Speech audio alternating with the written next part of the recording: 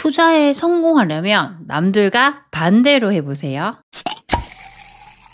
안녕하세요. 제비티입니다. 오늘 저는 투자는 타이밍이다 라는 주제로 여러분에게 말씀을 드리려고 합니다. 원래로 저는 4년차 투자자가 되었습니다. 제가 이렇게 4년 동안 투자를 해오면서 느꼈던 것은 투자에는 타이밍이 분명히 존재를 한다는 것입니다. 아무리 지금 좋은 아파트라고 하더라도 그것을 이만큼 오른 비싼 가격에 사느냐 아니면 그 이전에 정말 저렴한 가격으로 매수를 하느냐의 차이는 정말 타이밍에 있는 것 같습니다.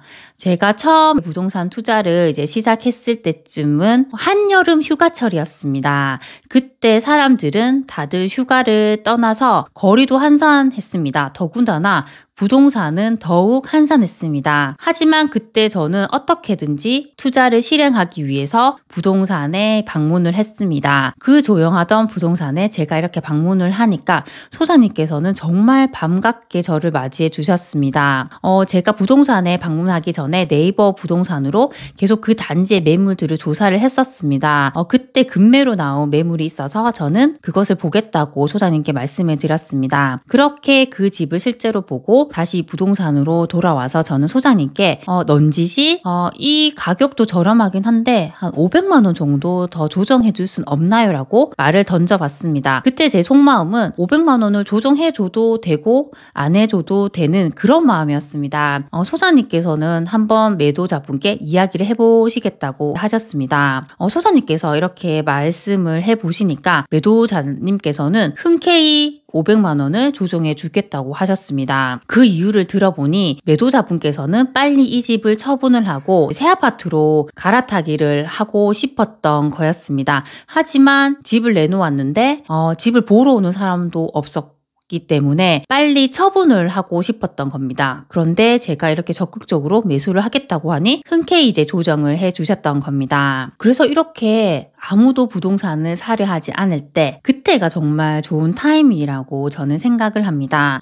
최근에 지방에 상승하는 도시들을 보면 분위기가 완전히 매도자 우위의 시장입니다. 이런 장에서는 내가 부동산에 들려서 매수를 하겠다고 하더라도 소장님들께서는 너무 바쁘기 때문에 나에게 신경을 많이 못 써주는 경우도 많습니다. 더군다나 매도자 입장에서는 나 말고도 살려는 사람이 많기 때문에 가격을 조정해주기는커녕 호가를 더욱 많이 올리려고 합니다. 그렇기 때문에 정말 적정한 가격으로 매수를 하기는 어려운 것 같습니다. 하지만 저처럼 이렇게 조용할 때 부동산을 방문하게 되면 내가 원하는 가격으로도 매수할 수 있고 더 좋은 대접을 받을 수 있기 때문에 이렇게 좋은 타이밍을 노려보시는 것도 좋을 것 같습니다. 그리고 주식 투자도 비슷한 것 같습니다. 저는 정말 주식에 1도 모르는 주린입니다. 제가 예전에 이제 주식 투자를 한번 해봤었는데 제가 갖고 있던 주식이 떨어질 때마다 온 세상을 잃은 것처럼 정말 힘들었습니다. 그래서 저는 다시는 주식 투자를 하지 않겠다고 결심을 했던 사람입니다. 그런데 작년 상반기에 이제 코로나로 인해서 우리나라 주식이 급락을 하기 시작했습니다. 그때 제 눈에 띄었던 한 회사가 있었습니다. 그 회사는 정말 우량 기업인데 주가가 계속 급락을 하더라고요. 그때 제 마음은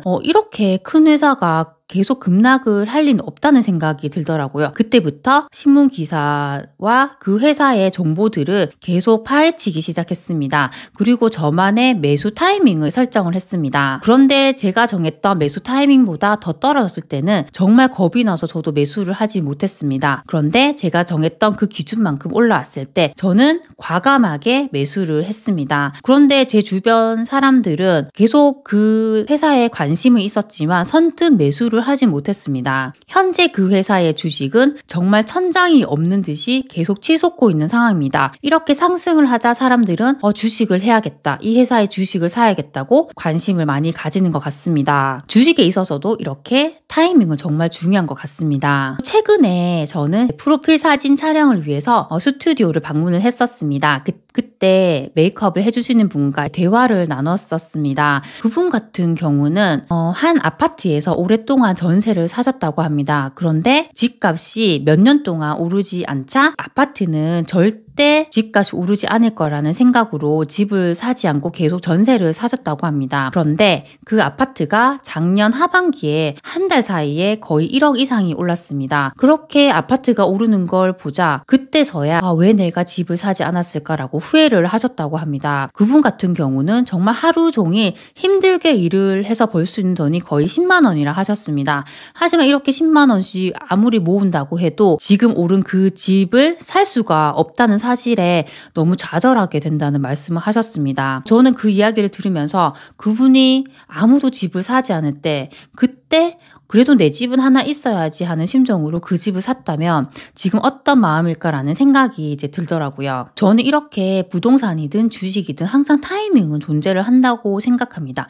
하지만 그 타이밍이 오더라도 준비가 되지 않은 사람들은 절대 매수를 할 수가 없습니다. 그것은 너무 불안하기 때문입니다.